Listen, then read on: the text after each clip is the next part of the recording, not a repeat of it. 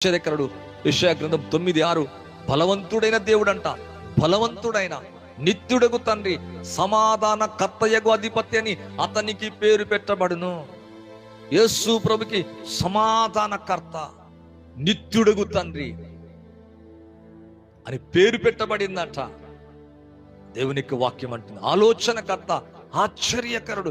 ఆయన జన్మ ఆశ్చర్యం, ఆయన పుట్టుక ఆశ్చర్యం, పరిశుద్ధం, నీతి కలిగింది. ఆయన మాత్రమే దేవుడే రక్షించాలా మానవుణ్ణి. కాబట్టి మానవులందరూ పాపములు ఉండగా పాపములను తీసివేయటకే ప్రత్యక్షం అవుతున్నాడు. సాతాను క్రియలు లయపరచుటకే ప్రత్యక్షం అవుతున్నాడు. ఆయన జీవానివ్వటకు ప్రత్యక్షం అవుతున్నాడు. అయితే ప్రభు ఇచ్చే ఆ రక్షణ ఇప్పుడు లోకం ఏం చేస్తుందంటే ఈ గ్రేట్ సాల్వేషన్ ని